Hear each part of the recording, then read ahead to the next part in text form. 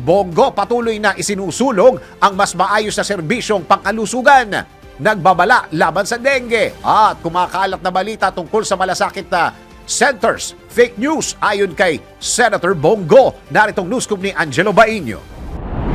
Patuloy na isinusulong ni Senator Bongo ang pagpapabuti ng serbisyong pangkalusugan para sa mga Pilipino sa pamamagitan ng pagtatayo ng super health centers upang matiyak na ang mga komunidad, lalo na mga nasa malalayong lugar, ay may madaling akses sa pangunahing serbisyong medikal. Bukod dito, nanawagan si Senator Go sa publiko na maging mapagmatsyag sa tumataas na kaso ng dengue at panatilihing malinis ang kapaligiran upang maiwasan ang paglaganap ng sakit. Hinimok din niya ang lahat na agad magpatingin sa doktor kung makaramdam na sintomas gaya ng lagnat at pananakit ng katawan. Paalala ko po sa ating mga barangay officials, nasa inyo po yung unang paalala at unang pagsiservisyo. Lalong-lalo na po ngayon na tumataas po ang cases ng dengue sa buong Pilipinas.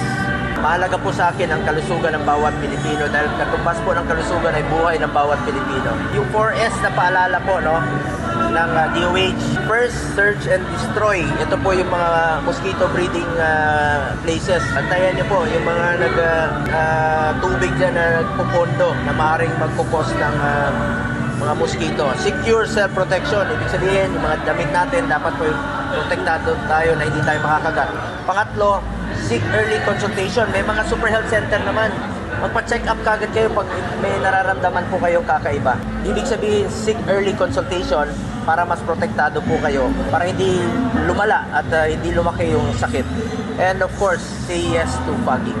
Muli ring binigyan din ni Senator Go ang kanyang suporta sa mga barangay bilang mahalagang katuwang ng gobyerno sa pagpapalapit ng serbisyo sa mamamayan, lalo na sa larangan ng kalusugan at pangkalahatang kaunlaran ng komunidad. Samantala, mariing pinabulaanan ni Senator Bongo ang mga kumakalat na balita sa social media na wala ng pondo ang malasakit centers. Ayon sa kanya, ito ay fake news at patuloy na may sapat na pondo ang mga pasilidad na nagbibigay ng tulong pampagamot sa mga nangangailangan. Fake news po yan.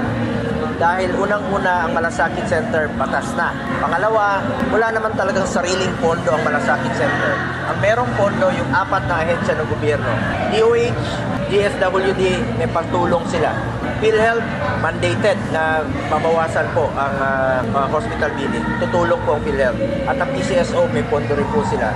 So it's mandated by law, karapatan ng bawat Pilipino na lumapit sa Malasakit Center para matulungan sila sa kanilang hospital billing. Kaya ulitin ko, it's not true. Fake news po yung zero budget ang Malasakit Center. Sa isang event sa NKTI, binigyang din ni Senator Go, Chairman ng Senate Committee on Health, na mismong Department of Health ang naglabas ng memo na nagpapatunay na tuloy-tuloy ang pondo para sa malasakit centers. Hinimok rin ng senador ang mga ahensya ng gobyerno na tiyaking walang pasyenteng matatanggihan.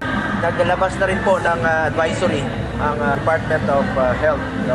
Last December 17 pa at inulit nila muli na tuloy-tuloy po at walang matatanggihan.